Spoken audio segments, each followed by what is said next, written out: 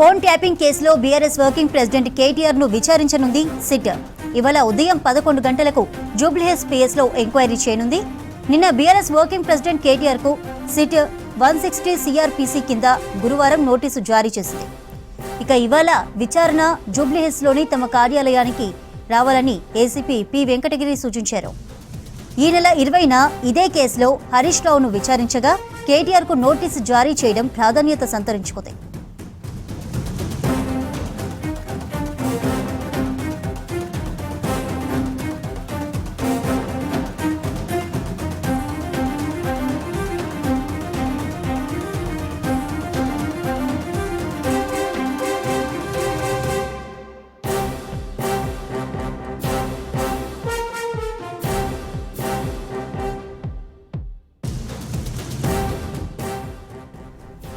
BRS ప్రభుత్వ హయాంలో SIB కేంద్రంగా ఫోన్ అక్రమ ట్యాపింగ్ జరిగిందంటూ 2024 మార్చిలో పంజాగుట్ట ఠాణాలో నమోదైన కేసును ప్రస్తుతం హైదరాబాద్ పోలీస్ కమిషనర్ సజ్జనార్ నేతృత్వంలోని సిట్ దర్యాప్తు చేస్తోంది.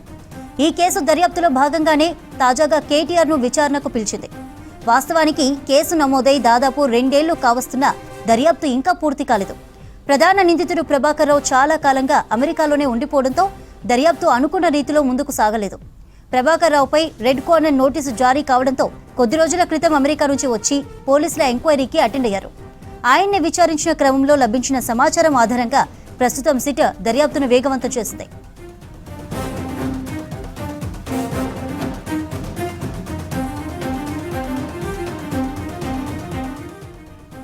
అయితే దర్యాప్తులో భాగంగానే మంగళవారం హరీష్ రావును విచారించిన సిట్ ఇవాళ కేటీఆర్ ను విచారణకు పిలిచింది. ఆయన్ని బీఆర్ఎస్ ఆర్థిక లావాదేవీల గురించి ప్రశ్నించే అవకాశం కనిపిస్తోంది. పార్టీ వర్కింగ్ ప్రెసిడెంట్ హోదాలో ఉండటంతో వాటి గురించి విచారించే యోచనతో సిట్ ఉన్నట్లు తెలుస్తోంది.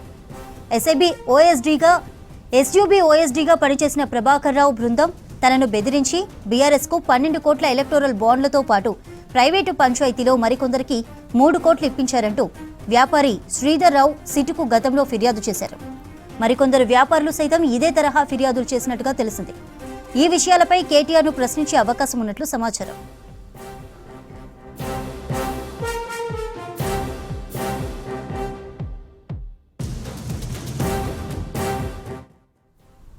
బీఆర్ఎస్ కు ఎలక్టోరల్ బాండ్లతో పాటు వేరే రూపంలో పార్టీకి ఆర్థిక వనరులు సమకూరడంలో ఫోన్ అక్రమ ట్యాపింగ్ పాత్ర గురించి తెలుసుకోవడంపై సిట్ దృష్టి సారించినట్లు తెలిసింది. ఈ క్రమంలోనే కేటీఆర్ ను విచారించే అవకాశం కనిపిస్తోంది. విచారణ సందర్భంగా భారత శ్రేణిలో సిట్ కార్యాలయానికి పెద్ద ఎత్తున తరలివచ్చే అవకాశం ఉన్నట్లు అంచనా వేస్తున్న పోలీసు ఉన్నతాధికారులు అందుకు తగ్గ ఏర్పాట్లలో నిమగ్నమయ్యారు. రైట్, ఈ అంశానికి సంబంధించిన అప్డేట్స్ ఒకసారి పరిశీలిద్దాం.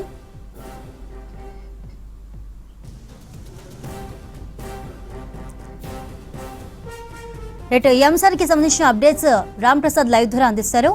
రామ్ ప్రసాద్, కేటీఆర్ ను ఇవాళ సిట్ విచారణకు పిలిచినట్లుగా తెలుస్తోంది. మరేంటి మీ వద్దున్న అప్డేట్స్?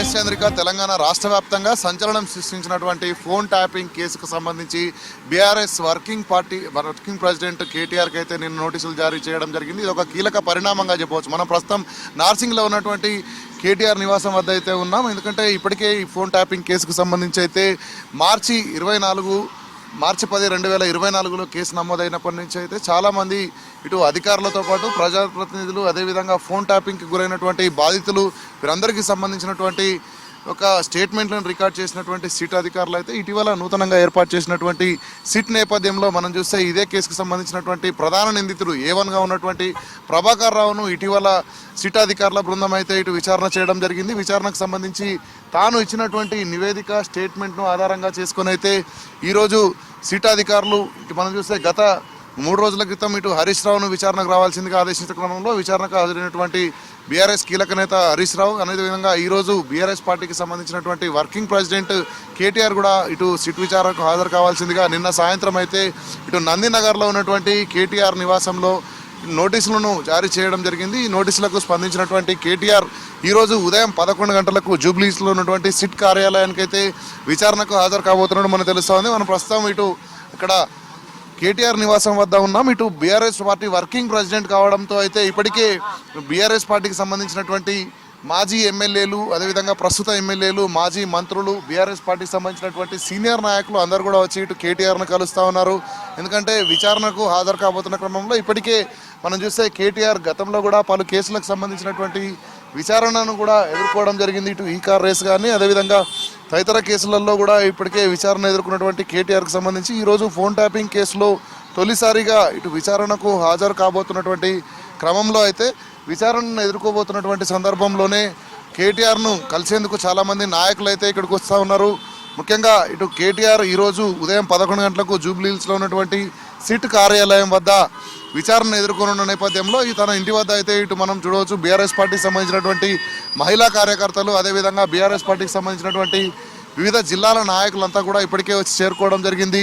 అంతేకాకుండా ప్రస్తుతము 9 గంటలకైతే బీఆర్ఎస్ పార్టీకి కార్యాలయానికి ఇటు తెలంగాణ భవన్కు కేటీఆర్ బయలుదేరనున్న నేపథ్యంలో వివిధ జిల్లాల నుంచి వచ్చినటువంటి నాయకులందరూ కూడా ఒక్కొక్కరుగా బయటకు వస్తున్నటువంటి దృశ్యాలను మనం చూస్తున్నాం. మరికొద్దిసేపట్లోనే ఇటు కేటీఆర్ తొలుత 9:30 గంటల నుంచి 10:30 గంటల వరకు ఇటు బీఆర్ఎస్ పార్టీకి సంబంధించినటువంటి కార్యాలయం తెలంగాణ భవన్లో విలేకరుల సమావేశంలో మాట్లాడేటువంటి అవకాశం కూడా ఉన్నట్టు మనకు తెలుస్తూ ఉంది. అనంతరం 10:30కు సిట్ కార్యాలయానికి బయలుదేరి 11 గంటలకు జూబ్లీహిల్స్లో ఉన్నటువంటి సిట్ కార్యాలయానికి చేరుకుంటారు. అక్కడ విచారణను కూడా ఎదుర్కొనేందుకైతే ఇప్పటికే తాను విచారణకు సిద్ధమని చెప్పిన క్రమంలో విచారణకు హాజరనున్న క్రమంలో ఇప్పటికే బీఆర్ఎస్ పార్టీకి సంబంధించినటువంటి సీనియర్ నాయకులు హరీష్ రావు కూడా ఇక్కడ కేటీఆర్ నివాసానికి రావడం జరిగింది.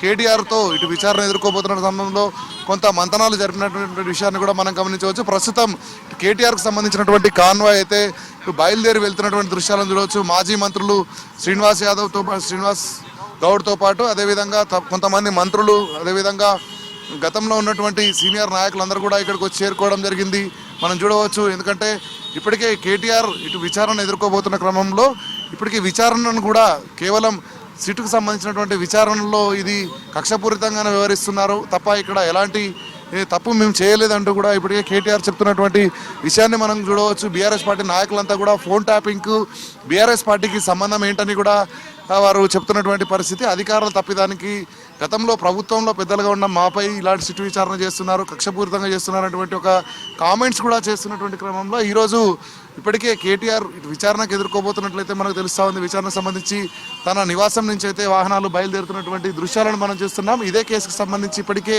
చాలామంది ఇటు అధికారులతో పాటు ప్రజాప్రతినిధులు, వివిధ పార్టీలకు సంబంధించినటువంటి నాయకులు, వ్యాపారులు, అంతేకాకుండా ఇటు సీనియర్ జర్నలిస్టులను కూడా సిట్ అధికారుల బృందం విచారణ చేయడం జరిగింది. అంతేకాకుండా ఇప్పటికే ఇదే కేసులో ఇటు మాజీ ఇంటెలిజెన్స్ చీఫ్గా ఉన్నటువంటి ప్రభాకర్ రావు ఇచ్చినటువంటి స్టేట్మెంట్ ఇటీవల, ఎందుకంటే కేసు కూడా కొంత ఆలస్యమైందని చెప్పవచ్చు. ఎందుకంటే మార్చి 10, 2024లో ఫోన్ ట్యాపింగ్, అక్రమ ట్యాపింగ్ కేసుకు నమోదైన క్రమంలో పంజాగుట్టలో కేసు నమోదైన అనంతరం ఈ యొక్క కేసును ఇటు జూబ్లీహిల్స్లో సిట్ ఏర్పాటు చేయడం జరిగింది. సిట్ ఏర్పాటు చేసిన అనంతరం అయితే ఈ కేసుకు సంబంధించి విచారణ కొనసాగుతుంది. విచారణలోనే ఇప్పటికే మనం చూస్తే పోలీసు ఉన్నతాధికారులు గతంలో ఫోన్ ట్యాపింగ్లో ఇన్వాల్వ్ అయినటువంటి ప్రణీత్ రావు, తిరుపతన్న, రాధాకిషన్ రావు, భుజంగరావులు ఇప్పటికే విచారణ ఎదుర్కోవడంతో పాటు ఇటు జైలు శిక్ష కూడా వాళ్ళు అనుభవించడం జరిగింది. సో అనంతరం కొంతమంది నాయకులను కూడా విచారణ చేసినటువంటి అధికారులు ఇటు బీఆర్ఎస్ పార్టీ ప్రభుత్వ హయాంలోనే ఫోన్ ట్యాపింగ్ జరిగిందనేటువంటి ఆరోపణలు ఉన్న నేపథ్యంలో ప్రస్తుతం మనం ఈరోజు కేటీఆర్ హాజరు కాబోతున్నటువంటి ఒక విచారణ మనం గమనిస్తే తనను మనం చూడవచ్చు 160 సిఆర్పిసి నోటీసును ఇచ్చి తనను ఒక సాక్షిగానే ఇటు సిట్ అధికారులు అయితే విచారణ చేయబోతా ఉన్నారు. ఫోన్ ట్యాపింగ్ జరిగినటువంటి ఒక అంశానికి సంబంధించి గతంలో తీసుకున్నటువంటి స్టేట్మెంట్స్ ఏవైతే ఉన్నాయో మనం చూడవచ్చు. గత ప్రభుత్వంలో ఉన్నటువంటి అధికారులు కానీ గత ప్రభుత్వంలో ఉన్నటువంటి వ్యక్తులు ఇచ్చినటువంటి స్టేట్మెంట్ల ఆధారంగానే ఈరోజు కేటీఆర్ను విచారణ చేసేందుకైతే సిట్ అధికారుల బృందం కూడా సిద్ధమైంది. మనం చూస్తున్నాం, విజువల్స్ ద్వారా గమనించవచ్చు. కేటీఆర్కు సంబంధించినటువంటి కాన్వాయ్ అయితే తన నివాసం నుంచి బయలుదేరింది. కేటీఆర్తో పాటు ఇటు బీఆర్ఎస్ పార్టీ సీనియర్ నాయకుడు హరీష్ రావు కూడా తన వెంటే ఉన్నాడు. మనం ఒకసారి చూస్తే కేటీఆర్ తన కాన్వాయ్లో ముందుకు సాగుతున్నటువంటి దృశ్యాలను మనం చూడవచ్చు. ఇప్పటికే మనం చూస్తున్నాం, మొదటి నుంచి కూడా కేటీఆర్ ఈ యొక్క కేసు విచారణకు హాజరవుతాం, మేము ఎలాంటి తప్పు చేయలేదంటూ చెప్పినటువంటి క్రమంలో అయితే తాను విచారణకు చెప్పిన సమయానికే 9 గంటలకు ఇటు విచారణకు బయలుదేరి వెళ్తున్నటువంటి దృశ్యాలను అయితే మనం చూడవచ్చు. కేటీఆర్తో పాటు ఇటు పార్టీకి సంబంధించినటువంటి నాయకులంతా కూడా ఇటు ప్రస్తుత ఎమ్మెల్యేలు, అదేవిధంగా మాజీ ఎమ్మెల్యేలు, మంత్రులు వీరంతా కూడా ఇక్కడ నుంచి బయలుదేరి వెళ్తున్నటువంటి ఒక దృశ్యాలను అయితే మనం చూడవచ్చు. ఎందుకంటే కేటీఆర్ విచారణ ఎదుర్కోవడంతో పాటు తను చెప్పాల్సినటువంటి ఒక విషయాన్ని సిట్ అధికారుల దృష్టికి నేరుగా తీసుకువెళ్తాను. కేసును త్వరితగతిన పూర్తి చేయాల్సి ఉండగా కేసులో ఎలాంటి ఇంప్రూవ్మెంట్ లేకుండా ఉంటుందని చెప్పేసి కూడా వారు చెప్తున్నటువంటి క్రమంలో ఈ సిట్ అధికారులు కూడా కొంత కేసును వేగవంతం చేసే విధంగా వారికి సహకరిస్తానంటూ కూడా ఇప్పటికే కేటీఆర్ చెప్పడం జరిగింది. ప్రస్తుతం కేటీఆర్కు సంబంధించినటువంటి ఒక కాన్వాయ్ అయితే ముందుకు వెళ్తున్నటువంటి దృశ్యాన్ని మనం చూస్తున్నాం. దాంతోపాటు మనం చూస్తే కేటీఆర్ కాన్వాయ్లో ఇటు హరీష్ రావు కూడా సీనియర్ నాయకులు కూడా మాజీ మంత్రులు కూడా ఈ యొక్క కాన్వాయ్లో ప్రశాంత్ రెడ్డి కూడా వెళ్తున్నారు. అంతేకాకుండా ప్రస్తుత ఎమ్మెల్యేలు కూడా కేటీఆర్తో పాటు ప్రస్తుతం వీరంతా కూడా తెలంగాణ భవన్కు చేరుకొని అక్కడి నుంచి సిట్ అధికారుల కార్యాలయానికి 11 గంటలకు చేరేందుకైతే పూర్తి స్థాయిలో షెడ్యూల్ చేయడం జరిగింది. మనం చూస్తున్నాం మాజీ మంత్రులు అదేవిధంగా ఎర్రబెల్లి దయాకర్ రావుతో పాటు పలువురు నాయకులంతా కూడా కేటీఆర్తో పాటే ఇప్పుడు ప్రస్తుతం తెలంగాణ భవన్కు బయలుదేరి అక్కడికి వెళ్ళిన అనంతరం అక్కడి నుంచి ఈ యొక్క సిట్ విచారణను ఎదుర్కొనేందుకైతే నిర్ణయించుకోవడం జరిగింది. సో ఈరోజు ఉదయం 11 గంటలకు జూబ్లీ హిల్స్లో ఉన్నటువంటి సిట్ కార్యాలయంలో బీఆర్ఎస్ వర్కింగ్ ప్రెసిడెంట్ కేటీఆర్ ఈ యొక్క సిట్ విచారణ ఎదుర్కోబోతా ఉన్నారు.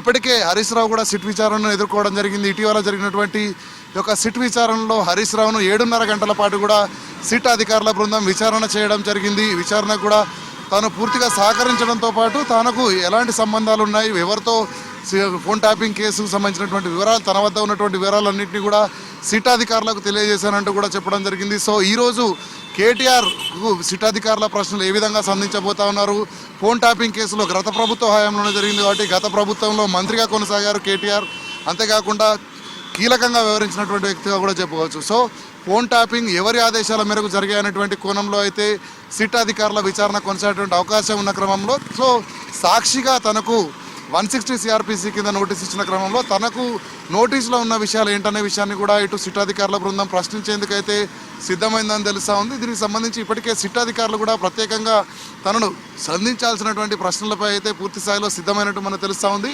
ఈరోజు ఉదయం 11 గంటలకు కేటీఆర్ ఇటు సిట్ కార్యాలయానికి చేరుకున్న అనంతరం తనను కూడా సుమారు కొన్ని గంటల పాటు విచారణ చేసి ఈ కేసుకు సంబంధించినటువంటి సాక్షిగా తనను విచారణ చేసేందుకైతే ఇప్పటికే సిట్ అధికారులు సిద్ధమైన క్రమంలో ఈ ఫోన్ ట్యాపింగ్ కేసుకు సంబంధించి రానున్న కొద్ది రోజుల్లో మరికొంతమంది అంటే గత ప్రభుత్వ హయాంలో ఉన్నటువంటి సీనియర్ నాయకులకు కూడా నోటీసులు ఇచ్చేందుకైతే ఇప్పటికే సిట్ సిద్ధమైనట్టు మనకు తెలుస్తూ ఉంది. ఈ క్రమంలోనే బీఆర్ఎస్ వర్కింగ్ ప్రెసిడెంట్గా ఉండడంతో పాటు గత ప్రభుత్వంలో మంత్రిగా కొనసాగినటువంటి కేటీఆర్ ప్రస్తుతం కూడా ఇటు సిరిసిల్ల ఎమ్మెల్యేగా కొనసాగుతూ ఉన్నారు. సో గత ప్రభుత్వ హయాంలో ఎన్నికల సమయంలో మనకు కిడ్ ప్రోకోకు సంబంధించి ఎలక్ట్రోల్ బాండ్స్ కూడా కొన్ని ఇటు బీఆర్ఎస్ పార్టీకి వచ్చాయి. సో అవి రావడానికి ఫోన్ ట్యాపింగ్ను ఏమైనా ఆధారంగా చేసుకున్నారనేటువంటి కోణంలో అక్కడ అధికారులు వీరికి ఏమైనా సహకరించారనేటువంటి కోణంలో కూడా సిట్ అధికారులు అయితే ఈరోజు ప్రశ్నలు సంధించేటువంటి అవకాశం ఉంది. ఎందుకంటే గత ప్రభుత్వ హయాంలో వ్యవస్థలన్నింటినీ కూడా వ్యక్తిగత అవసరాల కోసం అంటే ఫోన్ ట్యాపింగ్ అనేది కేవలం దేశ భద్రత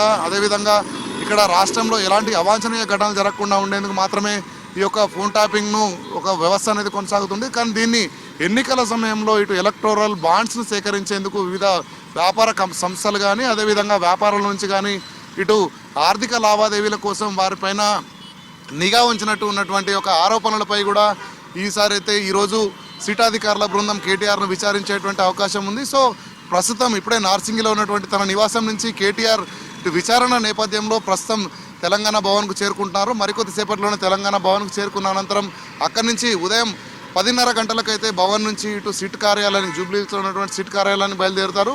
అనుకున్న సమయానికి నోటీసులో ఏదైతే పేర్కొన్నారో 11 గంటలకు సిట్ కార్యాలయంలో విచారణకు ఈరోజు BRS party working president KTR హాజరు కాబోతా ఉన్నారు. దీని సందర్భంలోనే ఇటు బీఆర్ఎస్ పార్టీకి సంబంధించినటువంటి నాయకులు పెద్ద ఎత్తున ఇటు కేటీఆర్ నివాసంతో పాటు అదేవిధంగా తెలంగాణ భవన్కు చేరుకోవడం జరిగింది. అంతేకాకుండా ఇటు జూబ్లీహిల్స్లో ఉన్నటువంటి సిట్ కార్యాలయం వద్ద కూడా అభిమానులు అదేవిధంగా నాయకులు బీఆర్ఎస్ పార్టీకి సంబంధించినటువంటి సీనియర్ నాయకులు ఎక్కువ మంది ఇటు హాజరయ్యేటువంటి అవకాశం ఉన్న నేపథ్యంలో అయితే పోలీసులు అక్కడ భద్రతా ఏర్పాట్లను కూడా చేయడం జరిగింది. సుమారు 300 మంది పోలీసులతో అయితే ప్రత్యేక భద్రతను కూడా ఏర్పాటు చేయడం జరిగింది. ఇటు బీఆర్ఎస్ సంబంధించినటువంటి నాయకుల తాకిడి ఎక్కువైనట్లయితే అక్కడ జూబ్లీహిల్స్ పోలీస్ స్టేషన్ ప్రాంతంలో సాధారణ ప్రజలు ఇబ్బంది పడకుండా అయితే ఇటు ట్రాఫిక్తో పాటు లా అండ్ ఆర్డర్ పోలీసులు కూడా ప్రత్యేకమైనటువంటి చర్యలు చేపట్టడం జరిగింది. సో మరికొద్ది సేపట్లోనే బీఆర్ఎస్ వర్కింగ్ ప్రెసిడెంట్ సిట్ విచారణను ఎదుర్కొనేందుకైతే తన విశ్వాసం నుంచి బయలుదేరినటువంటి పరిస్థితి అయితే నార్సింగ్లో కొనసాగుతుంది. చంద్రిక.